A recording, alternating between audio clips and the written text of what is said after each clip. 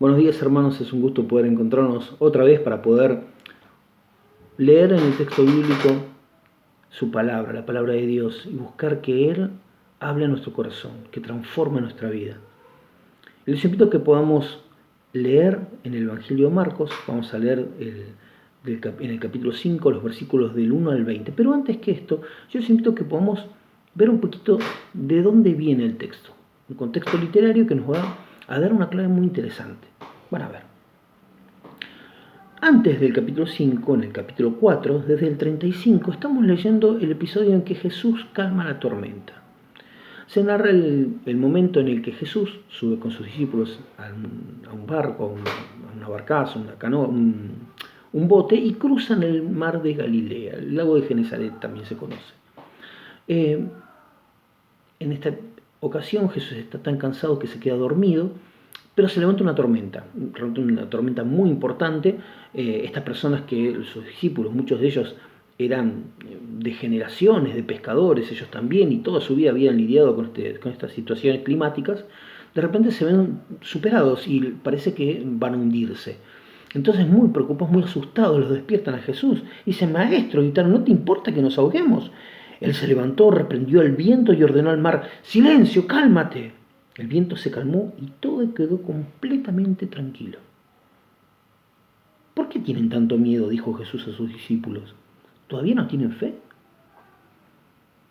Ellos estaban tan espantados y se decían unos a otros: ¿quién es este que hasta el viento y el mar le obedecen? Una situación tremenda, porque los discípulos aún no tenían la conciencia de que Jesús era Dios. Era un maestro muy importante, alguien que tenía palabra de Dios para sus vidas, pero todavía no tenían la conciencia de que era Dios.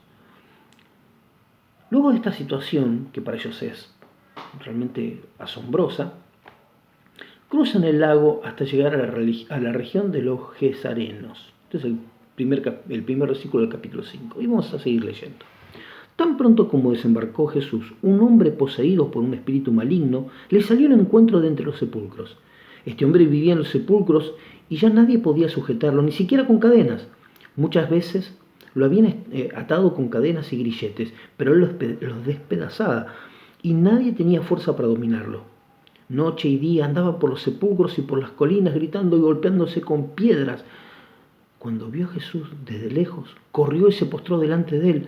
¿Por qué te entrometes, Jesús, Hijo del Dios Altísimo?, gritó con fuerza. Te ruego por Dios que no nos atormentes. Vamos a hacer un alto aquí. Un punto importante es que todavía no tienen conciencia los discípulos de que Jesús es Dios. Pero la naturaleza da cuenta de que Él lo es, de que Jesús es Dios, obedeciéndolo cuando Él les manda callarse, cuando Él manda calmar el viento. En este momento es una legión de demonios que está dentro de esta persona, la que reconoce la autoridad de Jesús porque Él es Dios, Hijo del Dios Altísimo. Y la pregunta recae entonces sobre nosotros. La pregunta del final del capítulo 4, versículo 41. ¿Quién es este que hasta el viento y el mar le obedecen? Y el primer punto que me gustaría compartir con ustedes, hermanos, es preguntarnos nosotros: ¿quién es Jesús para nuestra vida?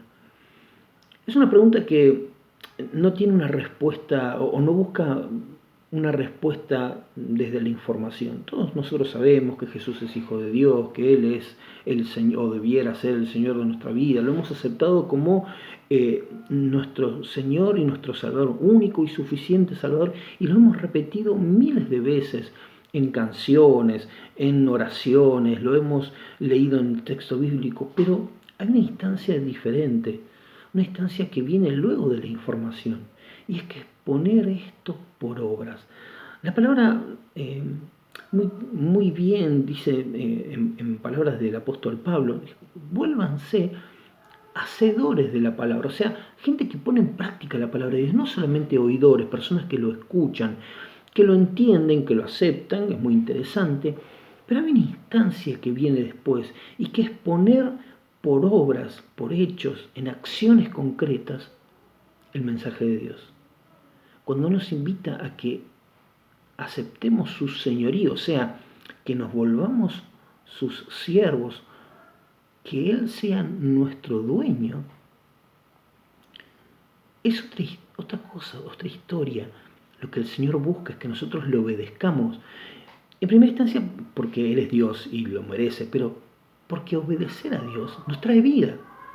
Porque el plan de Dios es que nosotros podamos caminar en sus caminos, no porque Él es caprichoso, sino porque esos caminos son caminos de vida, porque nos hace bien. Porque cuando nosotros pensamos, ¿qué es pecado? Bueno, pecado no es simplemente no hacer lo que a Dios no le gusta porque es caprichoso y a esto no le gusta y esto sí, entonces hay que hacer esto en vez de esto otro. No, cuando el Señor nos propone que nosotros no hagamos esto y en cambio sí hagamos esto otro, es porque nos hace bien. Porque esto que Él dice que no hagamos nos hace mal, nos daña a nosotros mismos o daña a terceros, a quienes nos rodean, daña a la naturaleza. En cambio, su camino es vida, y es vida en abundancia. Y es por eso que es importante que nosotros nos detengamos y pensemos realmente, ¿quién es Jesús para nosotros? La naturaleza, la creación, acepta su señorío y le obedece. Estos demonios que estaban viviendo en este hombre saben quién es, se someten al Señor, le obedecen. ¿Y nosotros? Ahora que nosotros sí sabemos quién es Dios, que nos han predicado y que nosotros hemos aceptado a Jesús en nuestra vida como nuestro dueño, como nuestro Salvador, ¿qué hacemos con eso? Y no solamente es poner a Jesús o a Dios como dueño de nuestra vida, sino como nuestro Salvador. Y eso implica también adoración. No solamente es obediencia, es adoración. Es una adoración excluyente. ¿Por qué? Porque el Señor nos invita a que nosotros lo adoremos a Él y solamente a Él. Entonces, ¿qué otras cosas ocupan ese lugar que Dios espera que nosotros le demos? ¿Qué otras cosas hay en nuestra vida aparte de Dios en quienes nosotros ponemos nuestra confianza? ¿Qué otras cosas hay en nuestra vida que nosotros consideramos como nuestra salvación? ¿Te divertís jugando a la quiniela en casa con los porotitos y que alguien de la familia saca el número? Divertite. Ahora, si vos pones en los juegos de azar tu esperanza de resolver tu economía y de salir bien parado para toda la vida, tenemos un problema. Si vos crees que un trabajo nuevo va a salvarte, va a cambiarte, una relación amorosa va a resolver tus problemas, estamos en problemas. Si vos todavía pasás por el gauchito Gil y te caes un bocinazo y sacás las manos y saludás, no sé, antes estaba la difunta Correa, San la Muerte, no sé quién. Cuando vos declaraste a Jesús como tu único y suficiente Salvador, es porque no hay nadie más. En nadie más pones tu esperanza que en Él. Entonces, hay un punto primero que es reconocer a Jesús como el dueño de nuestra vida. Y hay una segunda instancia que es reconocer a Jesús como nuestro único y suficiente Salvador. Y por eso lo decimos de esta manera, para que Jesús sea excluyentemente el objeto de nuestra adoración. Pero continuemos, porque el texto es mucho más rico y va a seguir hablándonos. Luego que este hombre poseído grita, ¿por qué te entrometes, Jesús, Hijo del Dios Altísimo? Gritó con fuerza. Te ruego por Dios que no nos atormentes. Es que Jesús le había dicho, sal de este hombre, espíritu maligno. ¿Cómo te llamas?, le preguntó Jesús. Me llamo Legión, respondió, porque somos muchos. Y con insistencia le suplicaba a Jesús que no lo expulsara de aquella región. Vamos a hacer otro parate aquí. Es interesante, era una persona, este hombre, que era conocido por todos. Todo el mundo sabía que andaba por las colinas y los sepulcros gritando, lastimándose. No dice el texto cómo había llegado a esta situación, pero evidentemente hay una puerta por la que siempre estas situaciones ingresan a nuestra vida. De alguna manera hay una puerta que nosotros abrimos por donde estas situaciones entran en nuestra vida y se quedan y transforman nuestra vida para mal. Al punto tal que este hombre, como ejemplo, Se muestra como alguien que está solo, que ha perdido todo, pero que ha perdido todo a un nivel de relaciones. No tiene familia, está solo, perdido entre sepulcros y montañas, desnudo, gritando, lastimándose. Y volviendo a lo que decimos antes, esta es la situación de alguien que se ha alejado absolutamente de Dios y que prefiere o prefirió en su momento, las elecciones que ha tomado lo han llevado a estar en esta circunstancia, alejado de la vida que Dios nos ofrece. Cuando se encuentra con Jesús, se da la situación de que los demonios, los espíritus malignos que están dentro de este hombre, reconocen a Dios y no quieren dejar a este hombre. Esta persona, totalmente fuera de sí, sin poder dar cuenta de lo que le está sucediendo, se encuentra con Jesús. Evidentemente, Jesús lo libera, porque los espíritus de este hombre terminan yéndose a unos cerdos que había por allí y se desbarrancan. Yendo al final del pasaje, pero simplemente haciendo un salto, ven cuando otras personas vienen a encontrarse, a ver qué pasó, se encuentran que este hombre está vestido en su sano juicio, bien, y se sienten choqueados porque realmente el cambio ha sido importante. Entonces, ustedes fíjense cómo esta situación se da de alguien que se había alejado de Dios y que se había alejado de Dios no porque lo haya conocido previamente, sino porque ha tomado decisiones que lo han llevado a una relación con este mundo espiritual de oscuridad que realmente lo ha atormentado y lo ha llevado a una situación terrible. Alejarnos de Dios es ir en contra de esa vida abundante que Él nos propone. Encontrarnos con Él es paz, es alegría, es orden en nuestra vida. Cuando nos alejamos de eso, nos acercamos hacia la muerte, hacia la destrucción, hacia la tristeza, la soledad, el caos. Con lo cual, es una llamada de atención para nosotros. Dejamos puertas abiertas en nuestra vida para que estas situaciones ingresen y nos alejen de Dios. Pero ustedes fíjense que cuando Jesús libera a este hombre y los espíritus van hacia los cerdos y estos cerdos se desbarrancan, perdón, no habíamos leído, así que vamos a leerlo. Mándonos a los cerdos, déjanos entrar en ellos. Así que él les dio permiso. Cuando los espíritus malignos salieron del hombre, entraron a los cerdos, que eran unos 2000, y la manada se precipitó al lago por el despeñadero y allí se ahogó. Los que cuidaban los cerdos salieron huyendo y dieron la noticia en los pueblos y por los caminos, y por los campos. Y la gente fue a ver lo que había pasado. Llegaron a donde estaba Jesús, y cuando vieron al que había estado poseído por la legión de demonios, sentado, vestido y en su sano juicio, tuvieron miedo. Los que habían presenciado estos hechos, le contaron a la gente lo que había sucedido con el endemoniado y con los cerdos. Vamos a hacer otra pausa ahí. Ustedes fíjense, esta persona, cuando es liberada, se sienta en su sano juicio, vestido, vuelve al orden, vuelve a una situación de, vamos a decirlo así, normalidad, pero Jesús dándole permiso a estos demonios para ingresar a los cerdos y estos desbarrancándose, claro, las personas que cuidaban a estos cerdos salen corriendo a dar voces, a avisar lo que había sucedido, en primera instancia porque ellos tenían que dar cuenta de los cerdos que estaban cuidando. Pero aparte van y cuentan, imagino yo, atemorizados por la situación que no comprendían. Cuando todas las personas preocupadas, asustados, van a ver lo que había pasado y se les cuenta la situación, también se asombra. Pero fíjense que después de esto se narra en el versículo 17.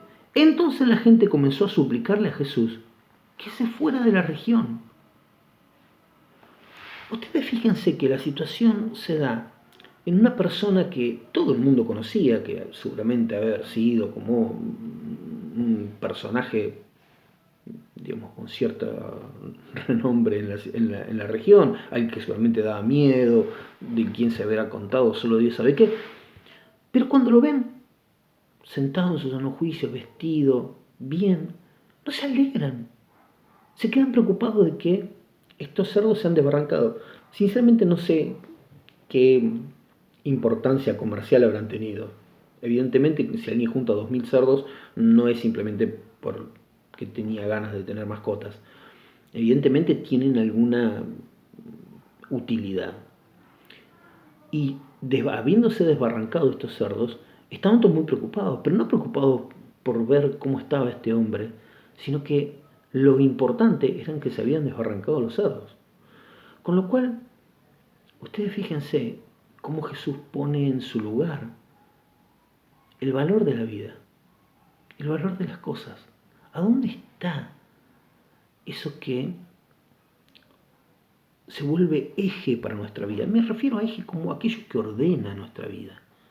¿Qué son las cosas importantes?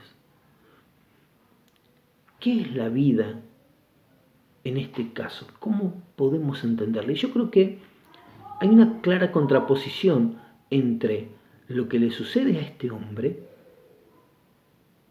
la vida de este hombre, y la utilidad de los cerdos. Nosotros, ¿qué priorizamos en nuestra vida?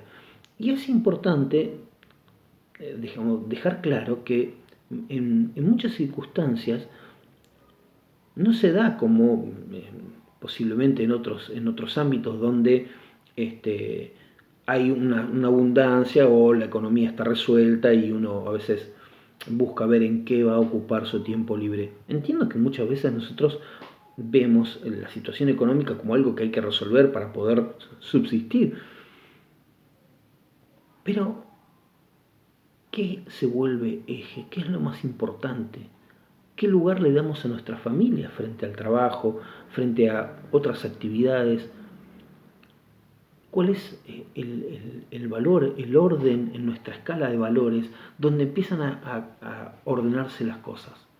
¿Quién es el que ordena nuestra vida? Es Dios, es la economía, es la desesperación por lograr reconocimiento, una compañía porque te sentís solo, sola, no sé. Me lo pregunto para trasladarte esta pregunta y proponerte que pongas a Dios como el eje ordenador de tu vida, para que entonces todo el resto ocupe su lugar, para que entonces todo el resto vaya acomodándose y puedas darle un sentido a tu vida que esté de acuerdo con Dios, que es vida. Y entonces así tu vida va a ser paz, alegría, amor, gozo. Porque en Gálatas 5:22, te invito a que después lo leas, vas a ver que Dios dice, pero el fruto de andar en el Espíritu, el fruto de tener una conexión con el Espíritu Santo, es amor, alegría, gozo, paz, paciencia, benignidad, bondad, dominio propio, mansedumbre, un montón de características de una persona que vive lleno de esa alegría, pero también lleva alegría donde está, que tiene paz, pero puede ayudar y colaborar para que los conflictos se resuelvan. Una persona que se siente amada por Dios, pero que también puede amar de una manera diferente. Ese es el resultado de encontrarse con Dios. Ese es el resultado de poner a Dios como el eje ordenador de todas las cosas para que tu vida tenga otro sentido. Mientras subía Jesús a la barca, porque evidentemente no era bien recibido en ese lugar, el que había estado endemoniado le rogaba que le permitiera acompañarlo. Pero Jesús no se lo permitió, sino que le dijo, vete a tu casa, a los de tu familia, y dile todo lo que el Señor ha hecho por ti y cómo ha tenido compasión. Así que el hombre se fue y se puso a proclamar en Decápolis lo mucho que Jesús había hecho por él, y toda la gente se quedó asombrada. Y entonces, desde acá yo te invito a que no solamente des ese lugar a Jesús que le corresponde en tu vida, a que no solamente que lo pongas como el eje ordenador de todas las cosas, que lo reconozcas como el dueño y como el salvador de tu vida, sino que también te invito a que puedas ir a aquellos que te rodean, tu familia, tus amigos, tus vecinos, tus compañeros de trabajo, quienes te rodean, y le cuentes lo que Dios hace, lo que hizo y lo que hace en tu vida y lo que puede hacer en la vida de ellos. Porque no solamente algo para atesorar en nuestra vida, en nuestro corazón, sino es algo para poner como testimonio. El Salmo 40, en sus primeros 3 versículos, narra una situación similar en la que el salmista justamente da testimonio de lo que Dios ha hecho en su vida desde esta situación. Puse en el Señor toda mi esperanza. Él se inclinó hacia mí y escuchó mi clamor. Me sacó de la fosa de la muerte, del lodo y del pantano. Puso mis pies sobre una roca y me plantó en terreno firme. Puso en mis labios un cántico nuevo, un himno de alabanza a nuestro Dios. Al ver esto, muchos tuvieron miedo y pusieron su confianza en Él. Te invito a que no solamente puedas disfrutar de lo que el Señor hace en tu vida, de que lo pongas como el eje de tu vida, sino que puedas proclamar lo que Dios hizo en tu vida también a aquellos que te rodean. Dios te bendiga.